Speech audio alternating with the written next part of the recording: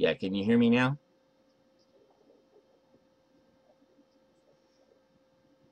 Alrighty. So Moses' mom puts him in a basket, puts him in the Nile. God protects him. Moses gets picked up by the princess. Now, think about that. God provided for his survival. God had provided for his spiritual development.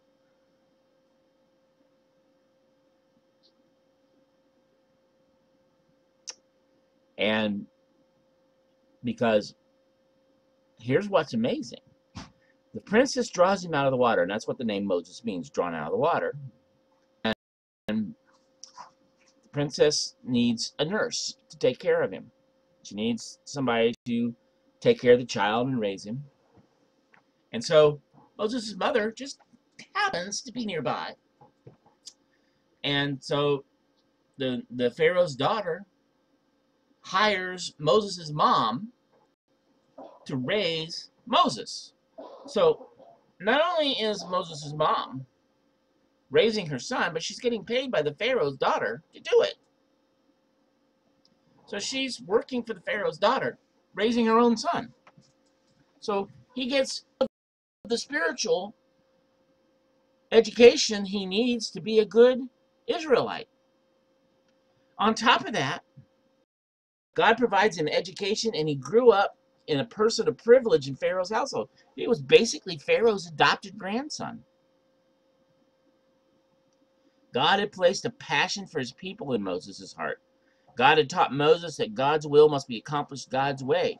I mean, he tries to do it himself, right? He learns the hard way that if God's called you to do something, you do it his way, and you be patient to do it his way. And then Moses ends up running into the wilderness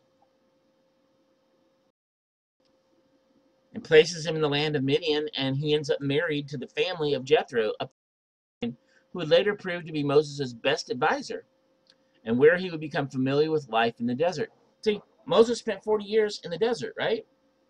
Here he is, he's 40 years in the desert, so he knows all about desert life. Right? So when he ends up Israelites through the desert, instead of having grown up in the Pharaoh's home, instead of having grown up in Egypt and being a city dweller all his life, Moses has some practical experience on surviving in the desert. He used to herd sheep there. So it's not like, oh, wait a minute, I've never been in the desert before. Got him all prepared. God had it all set up and all taken care of. He was ready for this. God had done all of the footwork. All of it. Every last bit of it was of God. Moses spent all those years as a shepherd. Now believe me, sheep are the stupidest creatures to ever walk the face of the earth. Domesticated sheep, not necessarily bighorns or wild sheep, but domesticated ones. Let me tell you how stupid sheep are. If you are in a pasture and there's a bush in that pasture, and that sheep can walk behind it and not see you, he will stop and bleat because he thinks he's lost. If you're out of eyesight, up and see you, as far as he's concerned, you're done and he's lost. And his reaction is to sit there and bleat until somebody comes after him. Well, if he was in the wild, that means that a fox would come after him, or a wolf, or a lion, or something would come and eat him. But that's his reaction to being lost, is to stop and just cry. Not exactly a bright, intelligent animal. But 40 years of herding them, 40 years of leading them, 40 years of being a shepherd, meant that Moses could handle when people needed to be led, needed to be herded, needed to be protected, needed to be watched over. He had all that experience shepherding, preparing to shepherd the nation of Israel.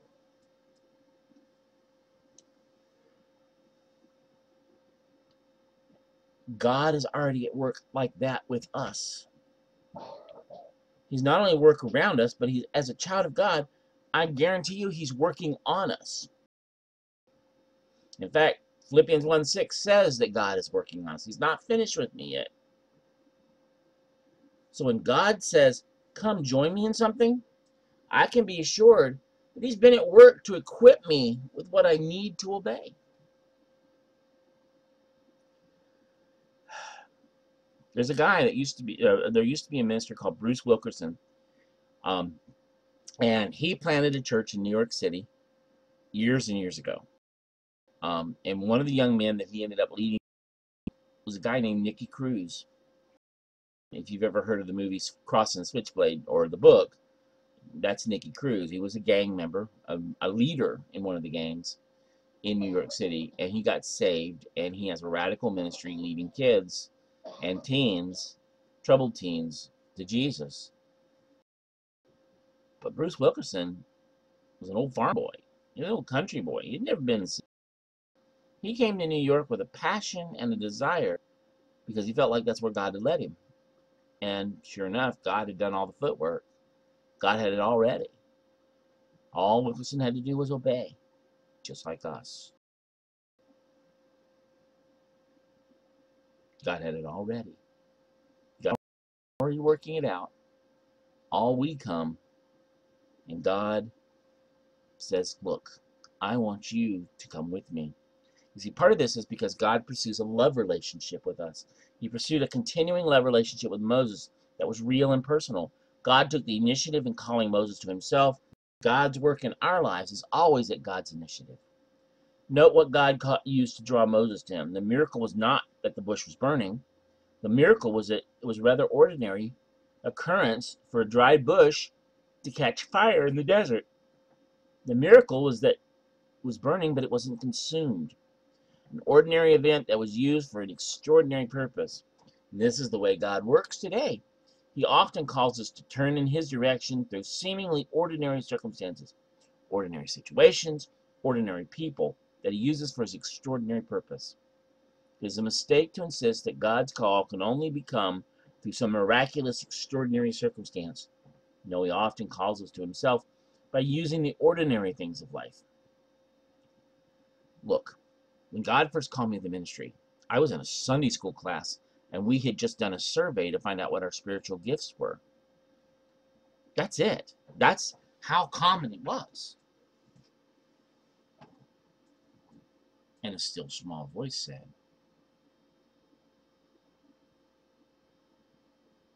still small voice called me. In fact, it was so quiet that at first I didn't recognize it. I kept saying, oh God, it can't be me. I'm quiet and shy, not an eloquent speaker. How could you possibly call me into the pastorate? No, I must be imagining things. There's no way God would use me that way. You know what? You should never tell God what not to do.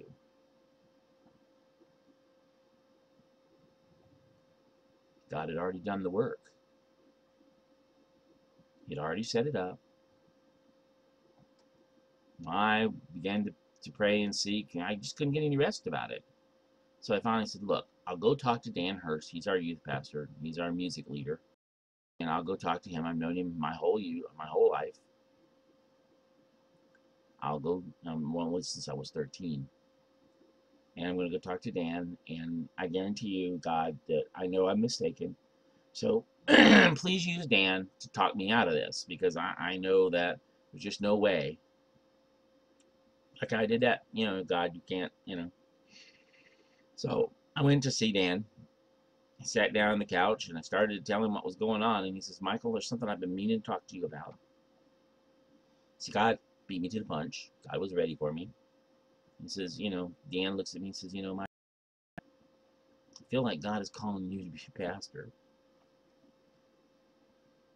Now, I hadn't told him anything yet. God beat me to it.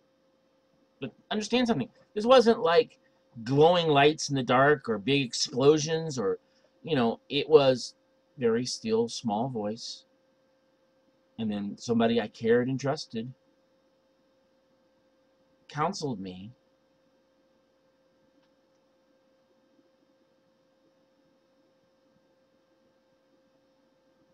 And it went from there. There wasn't anything extraordinary about it. It was just God at work. God's already taken care of it. God pursuing me in a love relationship.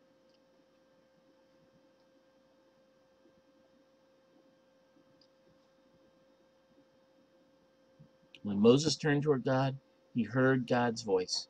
And if we would hear God's voice, we must respond to his call to turn our lives in his direction. It is only as we turn our lives in his direction that we will be in position to hear his voice. Note something here, folks, that hearing the voice of God, Moses didn't do it until he turned to the bush. And that hearing that voice was in and of itself an encounter for God, because it changed his life. Literally, God said, stop approaching me in the manner in which you're doing. You see, this encounter changed God's walk before God. Moses' walk before God. God told Moses that the ground on which he was standing was holy ground, because Moses was in the presence of a holy God. In acknowledgement of this, Moses was told that he should remove his sandals, which was the common way for them to show acceptance of the position of a servant. For while masters wore shoes, servants did not. Though we are the sons and daughters of God, we must recognize also that in acknowledgement of his holiness and majesty, we should willingly take on the position of servant. As it was with Moses, so it is with us. God is constantly at work in our life, constantly pursuing us because he loves us. This is a love relationship. That's what being a Christian is. You know, we talk about Christianity being a relationship, but it's a love relationship. We have a loving God who pursues us until he relentlessly keeps after us. God is constantly at work in our life, even those seemingly ordinary circumstances, calling us to turn our lives in his direction so that we might hear his voice and have an encounter with him that results in surrendering ourselves to be his servant. God pursues a love relationship with us. Number 3, God invites us. God invited Moses to become involved with him in his work, just like he does us.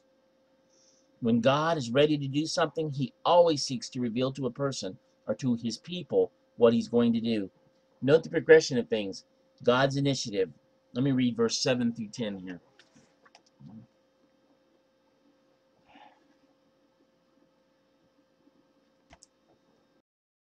And the Lord said, I have surely seen the oppression of my people who are in Egypt, and have heard their cry because of their taskmasters, for I know their sorrows. So I have come down to deliver them out of the hand of the Egyptians, and to bring them up from the land in a good and large land, to a land flowing with milk and honey, to the place of the Canaanites, the Hittites, the Amorites, the Perizzites, and the Hivitites, and the Jebusites. Now therefore, behold, the cry of the children of Israel has come to me, and I have also seen the oppression of which the Egyptians oppress them. Come now, therefore, and I will send you to Pharaoh, and you will bring my people, the children of Israel, out of Egypt. Notice that. God says, I've come down, I've indeed seen, I'm taking the initiative. And I have come down, and I'm sending you. God told Moses, I am going to do a work, and I want to use you as my instrument.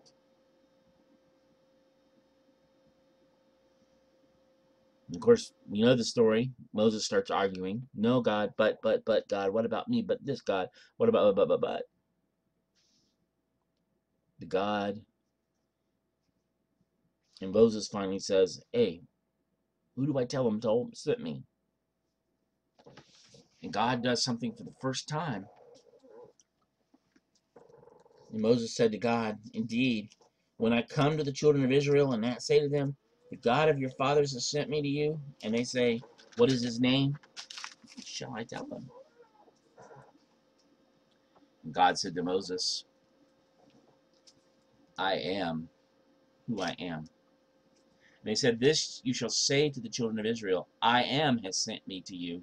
Moreover, God said to Moses, thus you shall say to the children of Israel, the Lord God of your fathers, the God of Abraham, and the God of Isaac, and the God of Jacob, has sent me to you.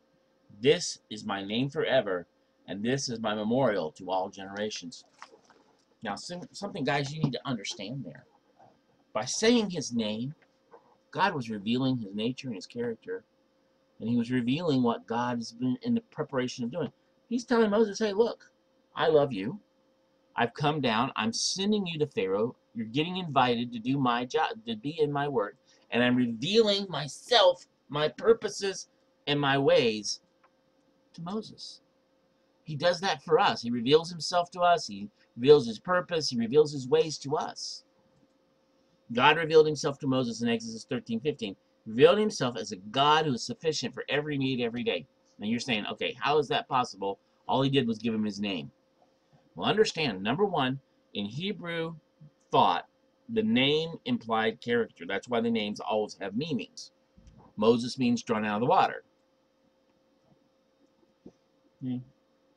Israel meant Prince of God. So Jesus, God saves. He will save his people. That's why he was called Jesus. But God reveals himself by giving Moses his covenant name, the name of which Israel knew him, Yahweh. Yes, and I know that we don't really know how it's pronounced. We don't even really know how it's spelled other than the YHWH, because some Babylonian captivity, the Israelites decided that saying God's name in any way, shape, or form was taking God's name in vain, and we didn't want to call God's wrath down on us again because they assumed that that's why they were in punishment, because they used God's name.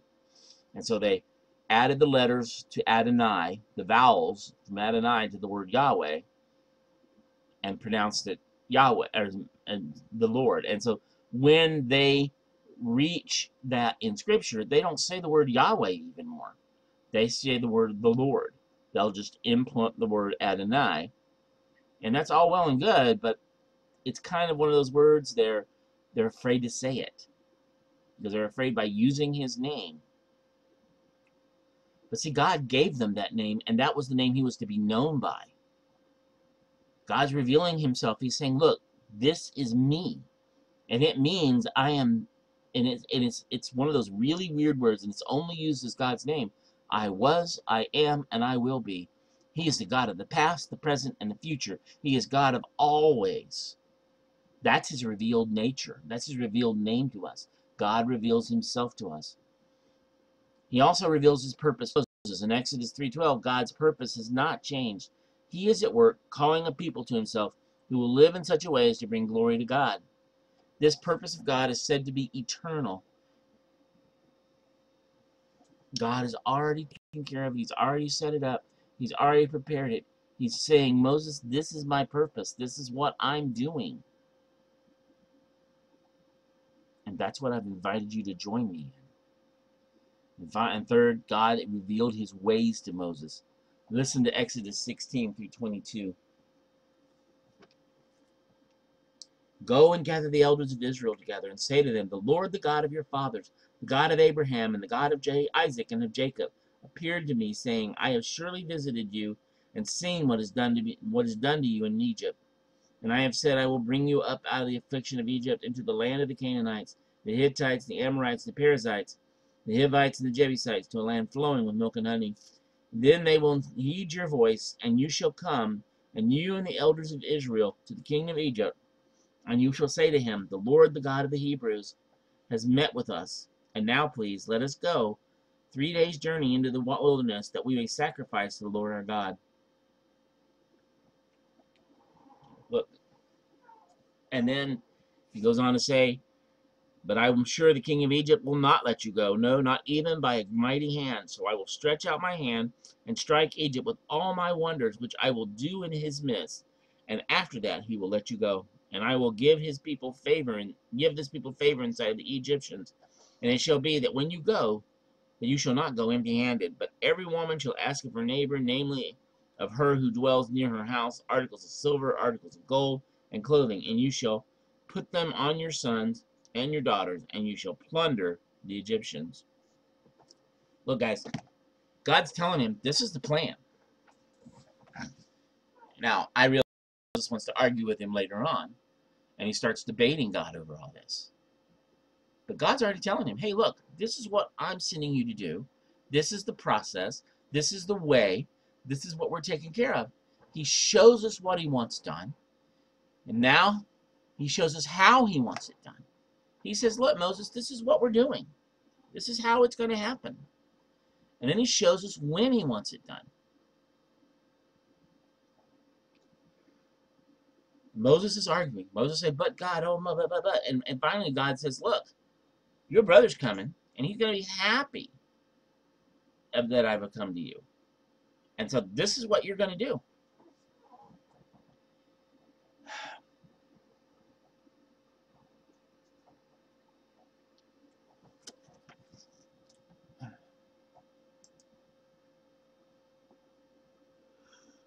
And so God's invitation to work with him led Moses to a crisis of belief. Moses had to decide whether to obey or not. And that crisis of belief comes up for all of us. God brings us to points in our life where we have to decide if this is the way I'm going or I'm going that way. Am I going to obey God, or am I going to hold back and try to stay where I am? When Del Rio decided to merge with the other two churches, it grew, but not big enough to have 6 pastors. I was one of 6. And I clung to the church for a little while because I really, really felt like that was what I was used to. I'd been there for 22 years. And I had no idea where else I was going. And I really loved the people. But over the next couple of months, I began to realize that it's not where God wanted me. That the church was growing in a direction that God wasn't leading me.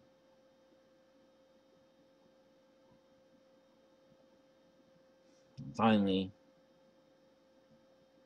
after much prayer and social searching, God led me here. God led me to Grace Baptist.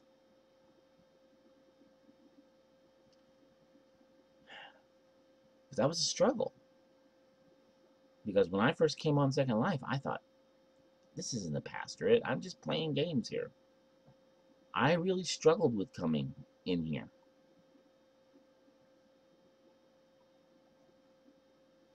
I came originally because I had met Brian and I was listening to him preach. I wasn't doing anything other than coming on Sundays.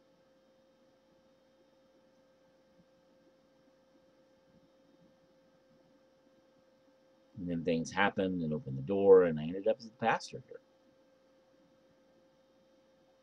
But see, that was a crisis for me. This is not what traditional church is. This is not where I really saw God leading me. But God had other plans. And He brings us all to that crisis of belief. Will you obey? Will you trust Him?